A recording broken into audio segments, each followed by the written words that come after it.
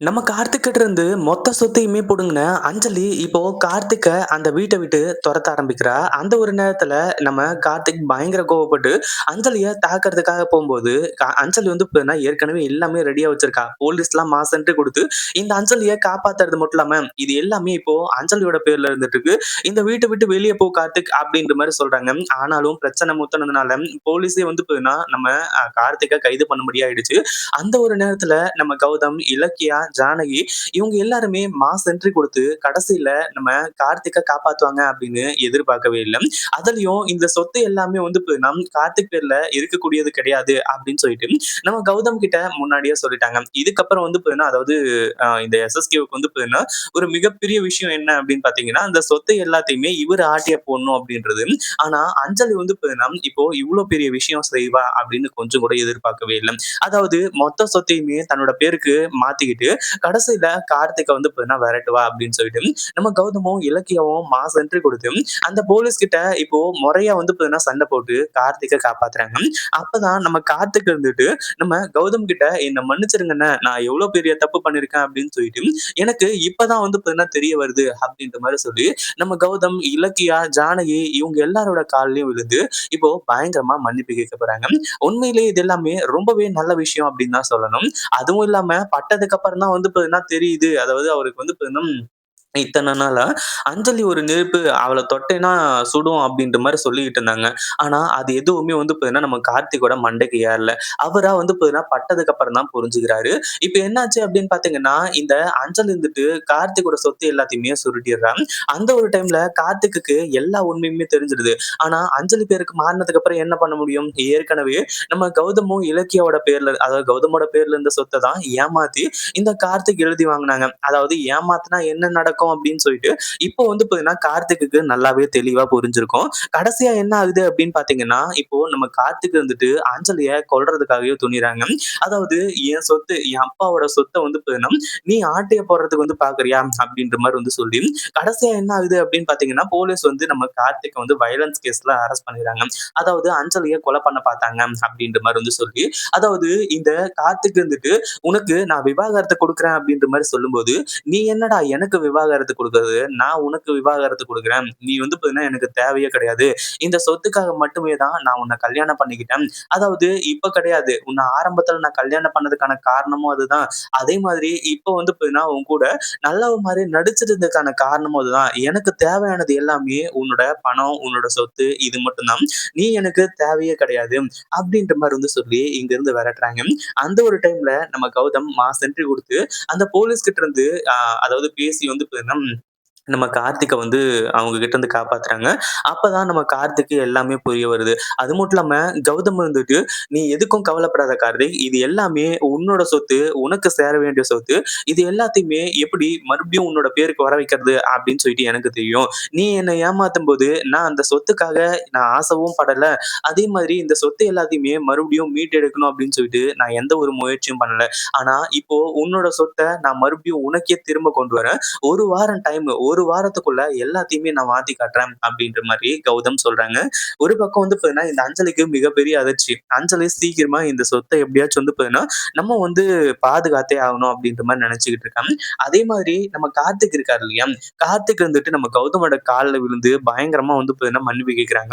என்ன மன்னிச்சிரு கௌதம். நான் வந்து பார்த்தீங்கன்னா, மிகப்பெரிய ஒரு தப்பு பண்ணிட்டேன். நீ என்னதான் என் கூட பொறக்கல அப்படின்னாலுமே கூட, எனக்கு வந்து பார்த்தீங்கன்னா, எப்பவுமே நல்லது தான் செஞ்சுட்டு இருக்கேன். ஆனா அஞ்சலிய நம்பி நான் இப்படி மோசம் போவேன் அப்படின்னு நான் கொஞ்சம் கூட எதிர்பார்க்கவே இல்ல. இத்தன வருஷம் அதாவது 30 வருஷமா வந்து பார்த்தீங்கன்னா உன்ன பார்த்து நான் வளர்ந்துட்டு இருக்கேன். நான் பொறந்ததுலருந்து. அப்ப இருந்து வந்து பார்த்தீங்கன்னா, எனக்கு ஒரு தீங்கு கூட நினைக்க மாட்டேன். ஆனா அஞ்சலி சொன்னா அப்படின்னு சொல்லிட்டு, நான் உன்ன எப்படி தப்பா நினைக்கலாம்? உன்ன தப்பா நினைச்சு நான் ஒரு மிகப்பெரிய முட்டாள்தனம் பண்ணிட்டேன். கண்டிப்பா வந்து பார்த்தீங்கன்னா, இது மிகப்பெரிய தப்பு தான். என்ன வந்து பார்த்தீங்கன்னா, நீங்கலாம் மன்னிக்கவே தேவையில்ல. நான் எங்கேயாச்சும் போய் சாகுறேன் விடுங்க அப்படின்ற மாரி சொல்றாங்க. அதாவது கௌதம்க்கும், இலக்கியாவுக்கும் அந்த சொத்து எல்லாமே இப்போ நம்ம கார்த்திக் கிட்ட இருந்து பறி போயிடுச்சு அப்படின்னு சொல்லிட்டு, அவங்களுக்கு கொஞ்சமா வருத்தம் இருந்தாலுமே கூட, நம்ம கார்த்திக் வந்து பார்த்தீங்கன்னா, இப்ப முழுசா அவங்கள பத்தி தெரிஞ்சுக்கிட்டு வந்துட்டு இப்போ நம்ம பக்கம் வந்து சேர்ந்துட்டான் இல்லையா? அதுவே வந்து பார்த்தீங்கன்னா நமக்கு போதும். அதுவே நமக்கு கிடைச்ச மிகப்பெரிய ஒரு வெற்றி அப்படின்ற மாரி நெனச்சுக்கிட்டு இருக்காங்க. அதாவது எஸ்எஸ்கே, தாக்ஷாயணி இவங்க எல்லாருமே சேர்ந்து அஞ்சலியோட பேருக்கு அந்த சொத்து எல்லாத்தையுமே மாத்திட்டாங்க. அதாவது அஞ்சலியோட பேருக்கு வந்ததுக்கு அப்புறமா இவங்க அத ஈஸியா ஆட்டைய போட்டுடலாம்னு நெனச்சாங்க. ஆனா அஞ்சலியோட சுயரூபம் இவங்களுக்கு வந்து பார்த்தீங்கன்னா தெரியாது. அஞ்சலி இப்போ எல்லார்கிட்டயுமே பிரச்சனை பண்ணிக்கிட்டு இருக்கா. ஏற்கனவே வந்து பார்த்தீங்கன்னா நம்ம இவங்க பைரவி. பைரவி தான் ஆரம்பத்துல இருந்து இந்த வீட்டுக்குள்ள இந்த அஞ்சலிய கூட்டிட்டு வரணும்னு நெனச்சாங்க. அஞ்சலி வந்து பார்த்தீங்கன்னா, பைரவிக்கும் ஒரு மிகப்பெரிய ஆப்பு வச்சா அப்படின்றது நம்ம எல்லாருக்குமே நல்லாவே தெரியும். அடுத்ததா என்ன ஆகுது அப்படின்னு பார்த்தீங்கன்னா, இந்த எஸ்எஸ்கே தாக்ஷாயணி இவ்ளோ சொத்து அஞ்சலியோட பேருக்கு வர்றதுக்கு அவ்ளோ மெனக்கெட்டாங்க, அவ்ளோ வேலை செஞ்சாங்க. ஆனா கடைசியில 30% குடுக்குறேன் அப்படின்ற மாரி சொன்னவன், அவங்களுக்கே வந்து பார்த்தீங்கன்னா டிமிக்கி குடுத்துடுறா. அது இன்னும் மிகப்பெரிய ஒரு பிரச்சனையாக ஆரம்பிச்சிருது. கடைசியா என்ன ஆச்சு அப்படின்னு பார்த்தீங்கன்னா நம்ம கார்த்திகையும் கூட்டிட்டு போயிட்டு, அதே ஒரு வீட்லயே வந்து பார்த்தீங்கன்னா தங்க வைக்கிறாங்க. ஏன்னா, இந்த சொத்து எல்லாமே அவங்க பேருக்கு வரணும் அப்டின்னா, அடுத்தடுத்த விஷயங்கள் எல்லாமே ப்ரொசீஜர் படி தான் நடக்கணும் அப்டின்றதுக்காக, அதுலயும் இப்போ என்ன பண்றது? ஏது பண்றதுன்னு சொல்றது தெரியாம, கார்த்திக் பயங்கரமா கதறிட்டு இருக்காங்க. அதாவது நான் இவ்ளோ பெரிய தப்பு பண்ணிட்டேன். என்னால வந்து பார்த்தீங்கன்னா, இத ஏத்துக்கவே முடியல. அதுவும் இல்லாம அஞ்சலிய நான் அவ்ளோ நம்புனேனே, என் அம்மாவ கூட நான் அவ்ளோ நம்பல. என் அண்ணன நம்பல. என் அண்ணிய நம்பல.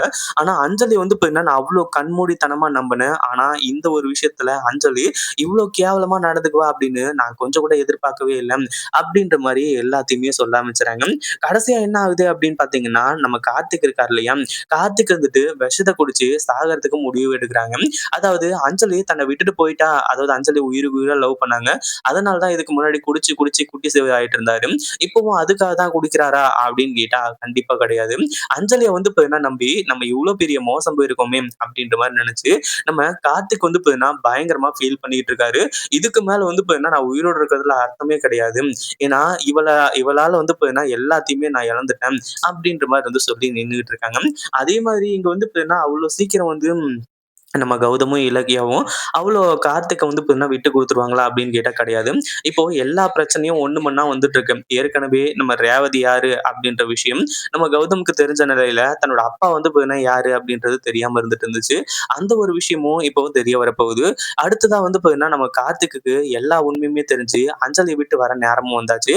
அந்த ஒரு வகையில இப்போ நம்ம இலக்கியாவும், கௌதமும் வந்து பார்த்தீங்கன்னா பிசினஸ் ஸ்டார்ட் பண்ணணும். புதுசா பிசினஸ் ஸ்டார்ட் பண்ணி பெரிய ஆளா வரணும் அப்படின்ற மாரி நெனச்சிட்டு இருந்தாங்க இல்லையா? அந்த ஒரு விஷயத்திலயும் அவங்க சாதிக்கிறாங்க அப்படின்னு தான் சொல்லணும். அதாவது என்னதான் இந்த அஞ்சலி, எஸ்எஸ்கே, தாக்ஷாயணி இவங்க எல்லாருமா சேர்ந்து நம்ம கௌதம், இலக்கியாவ அடக்கி ஒரு மூலையில உட்கார வைக்கணும் அப்படின்ற மாரி நெனச்சாலுமே கூட, அவங்க எந்த ஒரு மூலையிலயும் உட்கார்ற மாரி இல்ல. அவங்க அடுத்தடுத்த வழிய பார்த்துட்டு போயிட்டே இருக்காங்க. என்னடா இது இவ்ளோ சொத்து நம்ம கைய விட்டு போயிடுச்சு. அத மீட்டு எப்புட்றா எடுக்குறது அப்படின்ற மாரி நெனைக்காம, கடைசியில வந்து பார்த்தீங்கன்னா, இப்போ எல்லாத்தையுமே முறியடிச்சு எஸ்எஸ்கேவோட முதல் நிலையில வந்து பார்த்தீங்கன்னா, நம்ம கௌதம் போய் நிக்கிறாரு. அப்பதான் இந்த எஸ்எஸ்கேவுக்கு உண்மையிலேயே நம்ம கௌதம் யாரு? எப்படியாப்பட்ட பிசினஸ் மேன் அப்படின்ற ஒரு விஷயம் வந்து பார்த்தீங்கன்னா தெரிய வரும். உண்மையிலேயே இந்த விஷயம் எல்லாமே ரொம்பவே சூப்பரா இருக்கு அப்படின்னா, மறக்காம கமெண்ட் பண்ணுங்க. இந்த வீடியோ புடிச்சிருந்தா லைக் பண்ணுங்க, ஷேர் பண்ணுங்க. இப்பதான் நம்ம சேனலுக்கு ஃபர்ஸ்ட் டைம் வரீங்க அப்படின்னா, கீழ இருக்க சப்ஸ்கிரைப் பட்டன பிரஸ் பண்ணிக்கோங்க.